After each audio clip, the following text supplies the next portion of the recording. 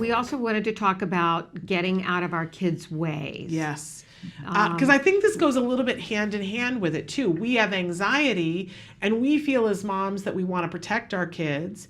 And, it's funny, I already wanted to talk about this, but there have been so many instances this week where it's come up. One of the criticisms for the show, Atypical, from one of our moms that I love, she said, I don't really relate to this mom because she doesn't want her son to date. And if my sons wanted to date, I would be, right. Why would you want to prevent that? Right. And I wrote back to her and I said, oh gosh, because I every day have to make a conscious effort to get out of my kid's way because I want to protect him from all the things that could possibly go wrong and hurt him. Oh my gosh. And this mom says, if he dates, do you realize what can happen? Somebody's going to break his heart.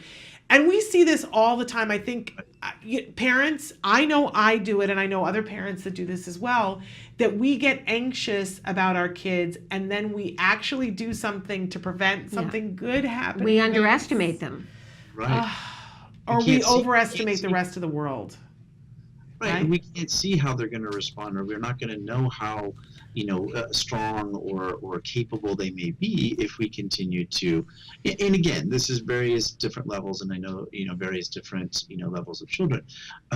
But oftentimes you're right in that we don't clearly know what their capabilities are or what they're able to endure if we don't let them endure it. And I as a supervisor, I had a very similar experience just this last couple of months where a child that I was working with, had to be, we had to let him be rejected by his peers because he had, again, it was stepping aside and letting him go through that and processing and then working with him, on how to problem solve, like what happened, what can you do differently, what are you in control of, and what should you do next, right? And it gave a really natural opportunity, which I was basically holding mom's hand through the whole process because we knew this was going to happen.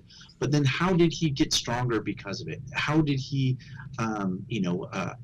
take the emotional disappointment? And he actually did really well. He was disappointed. He was sad.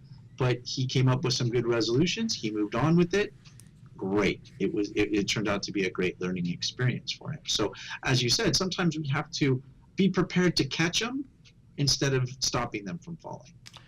Yeah, that's a tough one. And I go back to you saying, you got to be aware of it. Sometimes I'm not aware of it when I'm being overprotective. And over the years, I've had people that I've trusted that have called me out on it. Dr. Grampuchet calls me out on it on a regular basis and says, Shannon, you have to let him do this. You have to let him do this. I don't know what I would do if I didn't have somebody like her sitting next to me doing that. How can we start to be more aware, Vince, on our own if we don't have somebody telling us?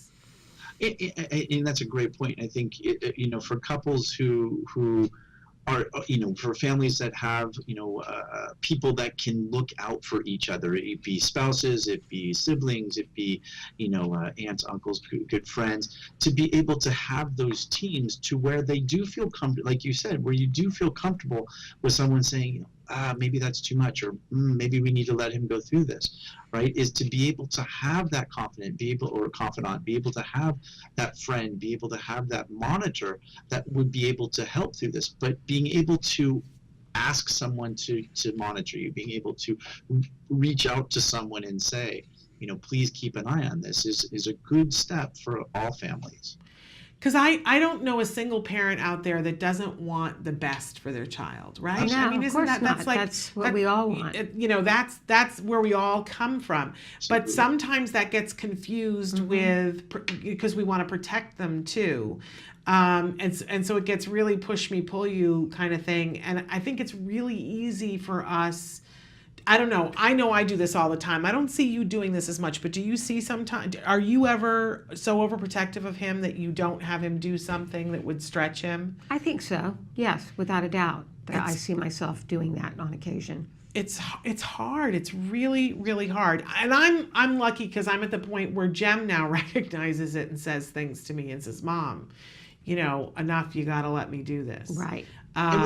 not perfect, and we're not going to be able to be perfect in every situation. That's okay. Sometimes being protective is the right thing to do, and sometimes, letting them do things or fall is the right thing to do.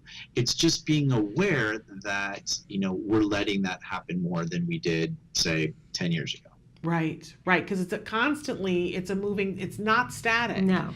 Every single day they change and they grow in their circumstances.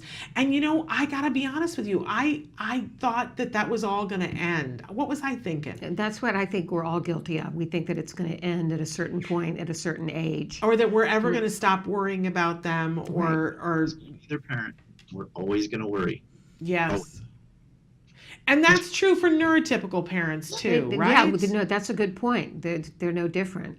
No, it's no different. I mean, we're always going to worry. We're always going to be there for support. We're always going to worry and second guess their decisions, especially if that decision is different than our own. And being aware of that and knowing that, like you just said, that's a typical development from a parent-child relationship, that really eases my anxiety to know that this is normal, that feeling like this and having these worries isn't anything that I'm just experiencing. This is something that every parent experiences, when the kids get to that launching stage, when they do launch or they're in high school, we have these feelings of, when do we let go? When do we not let go? Yeah. And Vince, you know this though too. I'm sure I'm not the only parent who feels this way. In coming to autism, where, we sensed that something was going on with our kids and everybody told us, no, they're fine, until we found out, oh yeah, they have an autism diagnosis. Your trust gets a little decimated, don't you think, Yes, Nancy? because when you've had that feeling like, well, I knew something all along and nobody Right. was being honest with me, then you feel like you're on guard, all the time. And I certainly felt afterwards, I didn't trust anybody, and I still have issues with trust, but I also have trouble trusting myself because I thought that something was going on and people told me it wasn't, and I took their opinion because it seemed like the better one to have. Right, so you feel betrayed by that. And I feel betrayed by myself that I didn't listen to my gut. I think that's so common with autism moms, that we second guess, shoulda, woulda, coulda, is the way we feel. And we drag that into the future with us. And part of, I think, what the problem is that I don't honestly know the answer of when to push him. I don't trust my instinct. If I trust somebody else, are they going to let me down? Because once upon a time I got, and that's why I say I'm lucky, because I have somebody like Dr. Granpichet to ask. But what do we do for the trust factor in ourselves and other people, Vince? Learn from it. The biggest thing that just pops in my mind is learn from it, right? When we don't when we're putting all our trust into maybe someone that's giving us false information or something like that, we learn from that, right? We learn that our instincts about our children are maybe more, in fact, in tune than the others, right? But equally as important is when we have an intuition or we feel a certain way and we've been proven, positively proven wrong with that. I always remember this mom that had given up on her daughter and said she just wants to be bathed, fed, and that's it. She wants nothing to do with me. I resent her. I'm done. My instincts are telling me this is hopeless. And then obviously through treatment and time, everything was different. Right. Then there was a bond that was grown, right? But I think you're right that what you're saying is oftentimes we as a parent or as a mom, you guys are sensing things that are happening with our kids prior to any professional or anyone else actually saying what is going on. Now there's multitudes of reasons why that could be happening, but we learn from those experiences. We learn to either trust our instincts or to ask trusted professionals about what you're feeling. The biggest thing though that I can say is don't ignore it. Don't ignore our feelings and learn from our past experiences. Both of you had mentioned that you knew something was wrong with the boys and were told otherwise, right? Yeah. So found out that things were going, you were stronger with your emotion or your instincts. You were stronger with your intuition. Your intuition, you're going to believe now more because you were right.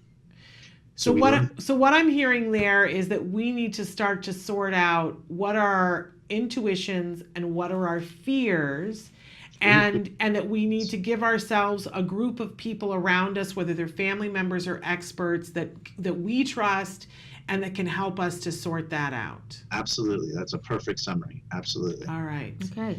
Well, Vince, always you help us sort these things out. Yes, thank you. And we'll see how we survive the next couple of weeks as school gears up and we're sending our kids off, and we'll try to keep all these things in mind. We do it every year.